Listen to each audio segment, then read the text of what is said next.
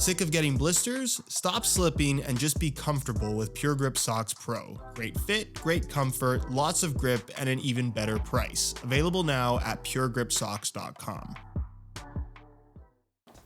Whenever Nike puts out a new pair of football boots, to say the least, expectations are high. And in a world where the vast majority of people form an opinion within seconds of seeing something, in the case of their latest boots, there are certainly some mixed opinions. Some saying that Nike have messed up bad. Ladies and gentlemen, say hello to the brand new Nike Phantom GX2 Elite, the replacement to the highly successful original GX model, which of course was the first boot to introduce their grip knit technology, effectively Nike's Flyknit, but made from a yarn with a grippy texture to it that, as you'd expect, provides extra grip on the ball. Fortunately, that element from the GX has made its way onto the GX2 in a way that I would argue is improved. However, there are also a ton of elements, as you may have noticed, taken from the other Phantom model in the Luna, which wasn't received nearly as well as the GX was. And as we've come to expect from Nike, you're going to be able to get this boot in both low cut as well as mid cut form, where if we look at the previous generation Phantom models, you had a low and a mid GX as well as just a mid cut version of the Luna. However, they've kind of taken a page out of the Mercurial book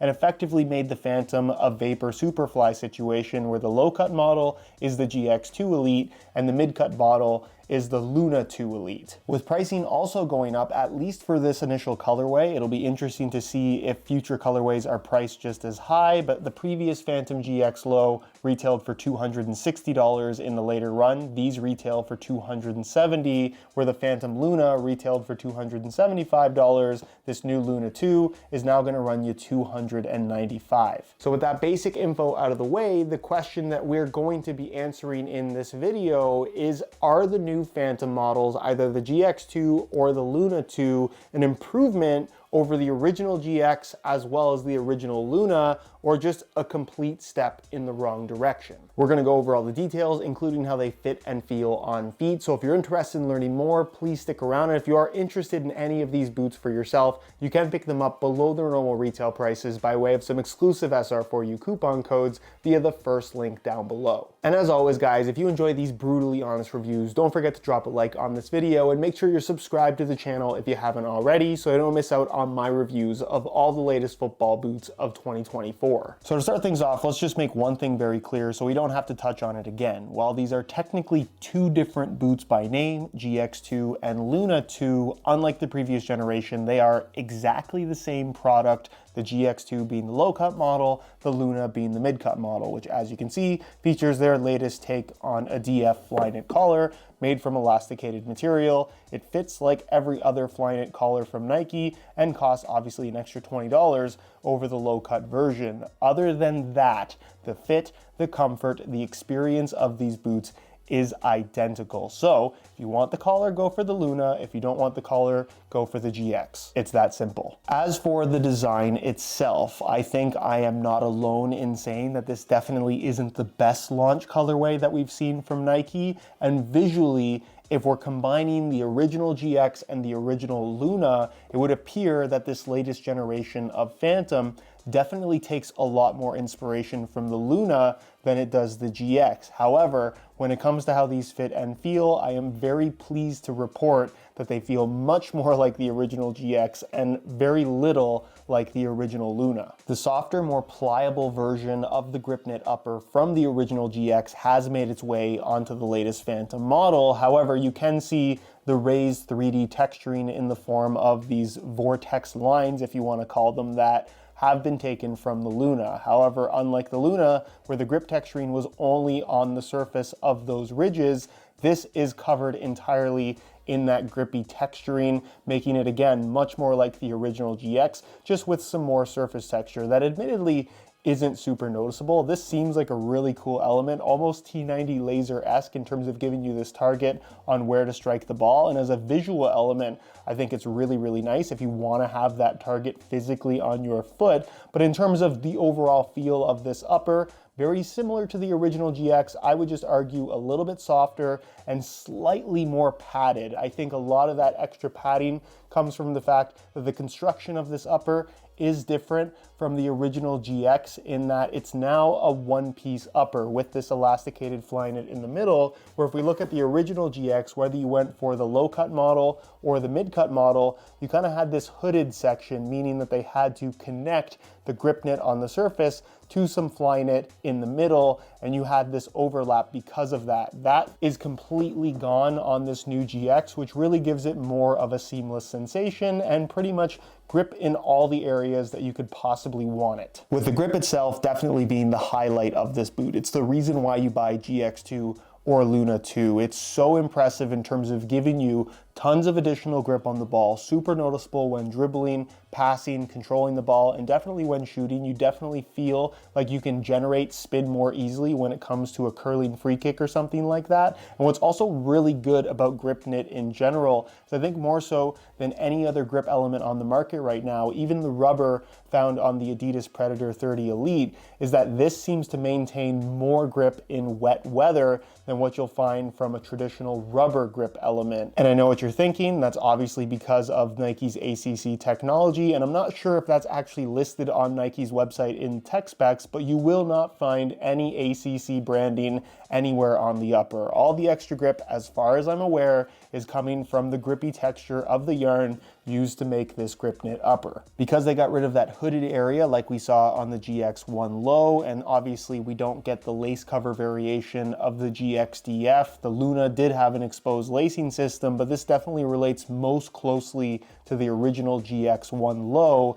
The laces do run a little bit deeper, but are still off-centered, pushed to the lateral side, and in general provide really good lockdown with the laces tied tight, despite this definitely not being the most structurally sound upper. If you're looking for a super responsive feel from your boots, not to say that these are unresponsive, but they definitely have more of that flexible sock-like sensation prioritized more so than that kind of secure locked-in feel. If that's what you're looking for, obviously the Mercurial would probably be the better direction to go into. The low-cut model does feature this little bit of an extension here on the front, which you don't notice when playing in the boots, but I do appreciate it when it comes to having something to grab onto with putting these on. Again, because of the slightly different Flyknit you have through the midfoot, it's a little bit more stretchy this time around, so putting these on is actually really easy compared to a lot of one-piece upper construction football boots. You do have that same kind of softer construction to the rear of the heel where there is some internal structure to this, but in general it's still pretty soft at the back, and overall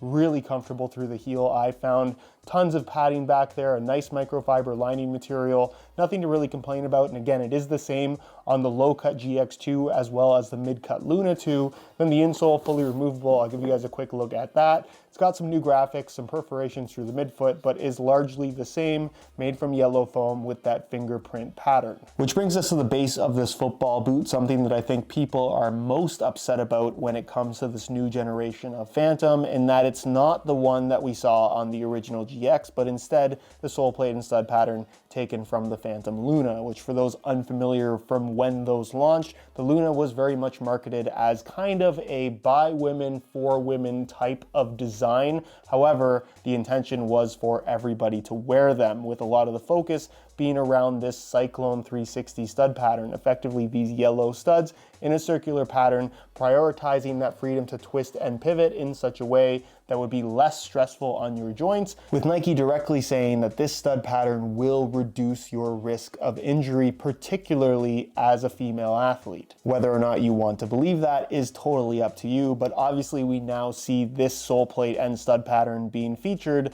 on the version of the new Phantom that everybody's going to be wearing anyway. So they've kind of thrown a lot of that marketing out the window, in my opinion. And as far as this being great for twisting and pivoting, in general, I just don't like bladed studs. If the priority is to be able to kind of twist when your foot is planted in the ground, because of the angle of all these studs, if the ground is kind of on the softer side, it breaks the ground and you can twist pretty freely. But when it comes to playing on normal firm ground conditions, and certainly on artificial grass, which you shouldn't be doing in any FG stud pattern, I think this is pretty much as aggressive as most speed boots, which typically don't prioritize rotational movements. If that's really what they wanted to achieve, going with circular studs, in my opinion at least, would be the way to go. However, as far as stud patterns go, it's very Mercurial-esque, and as you'd expect, pretty good overall. Not quite as aggressive as what you're going to find from the Mercs, but if you're looking for plenty of bite when pushing off, you're certainly getting it here. And then as far as the sole plate goes, it's a little bit of a weird one in that it feels different on this upper because it's so much softer than what was found on the original Luna. So in that regard, it's very, very flexible. But if you bend it, the main bending point seems to be in the base of the forefoot and then the base of the midfoot, which is typically what you don't want to see. Obviously you have this X stiffener bar, but it seems to be a pretty soft part of the sole plate, which is just unusual to see on just about any pair of football boots. But I can't say that I hate the way that this sole plate and stud pattern feels. It certainly feels better on the GX2 and Luna 2 than it did on the original Luna, which I think only goes to show how stiff the upper of the original Luna was, and or they've actually made some changes to the type of plastic that they've used on this new variation for the latest Phantom. In other words, it's probably not what most people wanted, but I don't think you're going to be disappointed with it. And then there's the weight, where I think it was pretty well known that when we're talking about the previous generation Phantom models, the GX was lighter than the Luna, and I think a lot of that was associated to the sole plate of the GX compared to the Luna, which of course is now on the GX2. But I think Nike have actually made some changes, and you'll see why. Both in the same size 9.5 US. We'll start off with the original GX Elite Low. They weigh in at 7.3 ounces, the equivalent of 207 grams.